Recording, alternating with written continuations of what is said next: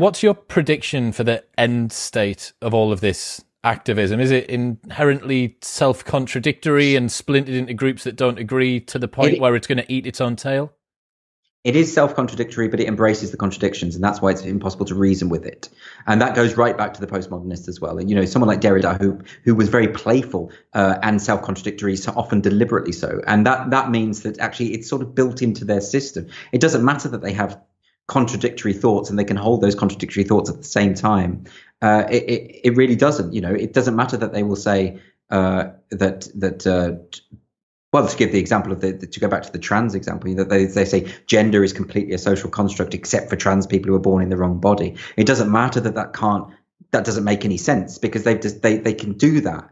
Whereas everyone else relies on the idea of rationality and rational thought. But the problem is that they would perceive that to be a sort of heterosexual, patriarchal construct. So, you know, you're back to square one. So what's going to happen? We roll this forward. What's the end state? What do you foresee? Look into the crystal ball, Andrew, and tell us what you see. Yeah, you know, whenever I do this, I get it wrong, though.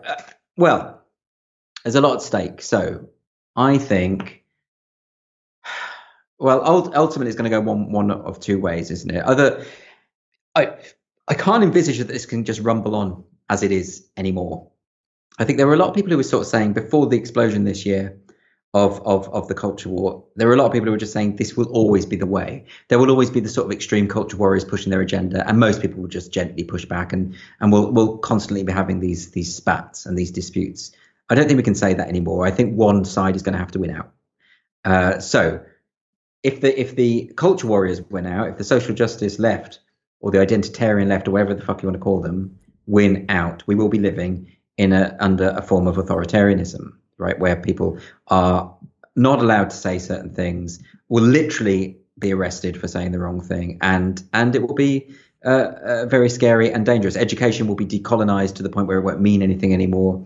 Artifacts from the past, monuments from the past, a recognition of history will be swept away, and we're already seeing that happening, but not, as I say, not in a crisis point. You know, it's important not to inflate these things. You know, I don't agree with mobs deciding which statues stay up and which don't, right? But ultimately, that statue of Edward Colston, you know, I don't think they should have been able to just arbitrarily decide and tear it down. But it doesn't amount to a crisis. It doesn't amount, you know, we're not talking about, as you said, the Orwellian principle of literally revising history, throwing things down the memory hole. Yet, and that's the qualifier, is that the problem is that these are the seeds of that, and you have to be vigilant against this stuff. And particularly when it comes to free speech, you have to be incredibly vigilant. It's not something that is the default of any given society. It's something that has to be fought for with each successive generation, and people need to be reminded of the validity of it and the importance of it.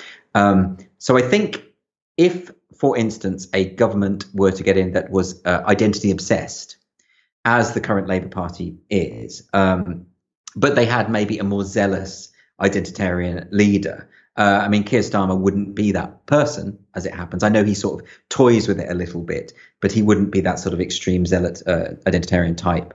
If you had a government like that, then you have a very dangerous situation, and you have a society that is going to go backwards very, very quickly. Or the alternative is that we reach the point where, what I'm hoping is, in about 15, 20 years' time, we will have restored the idea of liberal values and free speech, and everyone will just go back to just accepting that, yes, that's the default. That's what we should be having. And they'll almost look back at these years as like, what happened there? There was a kind of hysteria. There was a kind of weird mania that happened. And they'll probably say, but it wasn't really a big deal, was it? Because it just sort of went away and it was fine. But of course, it only went away because people like us are pushing back against it. But we will be considered the nutcases. Like, why are we even worried about it? It just went. Yeah. I think that's what's going to. I fear that's what's going to happen. I think that really dovetails quite nicely with something I've been thinking about this year, which is been reading a lot of existential threat and existential risk work, like Toby Ord's, which is what prompted my concern to do with the academics and the low hanging fruit and the TikTok. And this year we got a pandemic. It's been, anyone who's looked at existential risk or anything coming out of the Future of Humanities Institute knew that this is one of the big ones. The control problem for artificial general intelligence is another one of them. But we got delivered, touch wood, we got delivered such a piss weak pathogen The mortality rate on it it's just not, the incubation period and the transmittability are all okay-ish. The R number could be, if I was designing one to end the human race, the R number might be a little bit higher, and the incubation period where you're asymptomatic also might be a little bit longer. But we got delivered, here's the beta test, here's the demo version. Exactly. Of I know what you mean. What happens, and maybe this is the ideological, conceptual equivalent where people are trying to hijack all of the institutions that mean the most, like education, like children education, higher education, the arts, popular culture, politics, all of that stuff. But they did it with the Marxists that some people speculate are the conspiratorial pushers of this, that are in the background, that are the Trojan horse that this particular ideology is trying to deliver.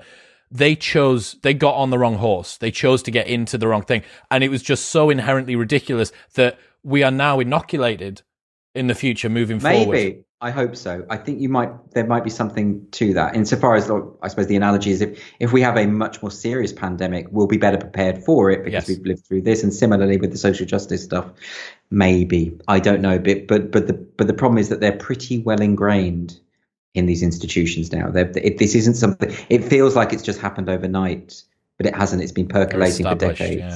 Yeah. So it is about, and again, I don't think the response is, do we have a long march through the institutions the other way? Do the liberals find a way to infiltrate? I don't know if that's the right approach either, but it's going to take an awful lot to undo. But yes, I think that could be the case, that enough people are now pushing back on this stuff.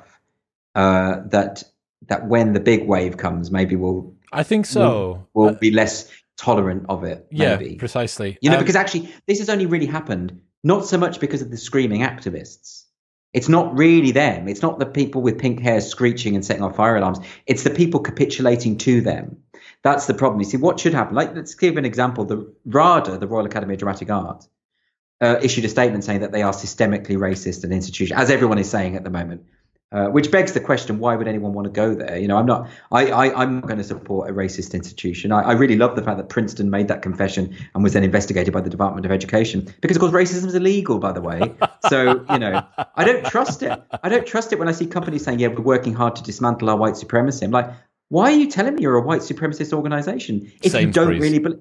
You don't. Sainsbury's, right? If Sainsbury's is white supremacist, I'm going to Waitrose. I'm just not having this. But you were educated at Oxford, Andrew, so it would only ever be between Waitrose and Marks and Spencer's, right? I know. I quite like Lidl. Lidl has good wines, by the way. Don't let anyone tell you different. Fine. So listen, I would suggest, and because they don't really mean it, do they? There's no way that Sainsbury's think they're a racist organisation. Of course, they don't mean that. So don't say it, you utter idiots. Don't say it, right? So.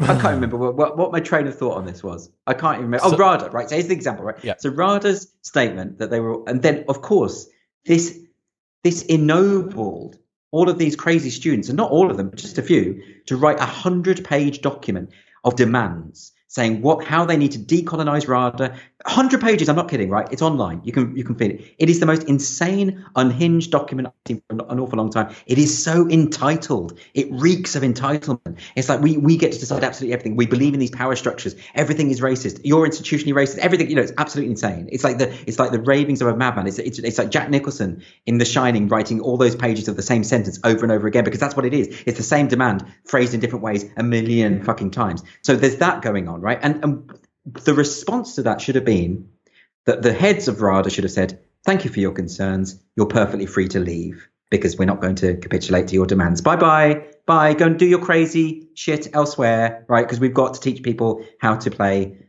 Yago or whatever, right?" So that's what people should be doing, right? But what they do is they say, "Oh, absolutely." They bow down. They say, because they don't want the scandal. They don't want the Twitter storm. So they capitulate.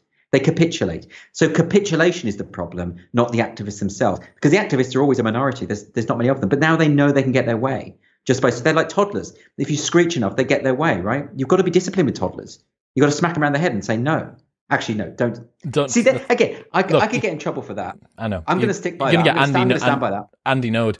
Final. Beat up your children. Beat them up. Hit them. I'm sticking with that. Hit them with anti-racist baby. hit them with a copy of Anti-Racist Baby. That's because it's hard. Yeah. It's that thick board book. You could do some real damage to a toddler with that. Please do not. Obviously, we're joking.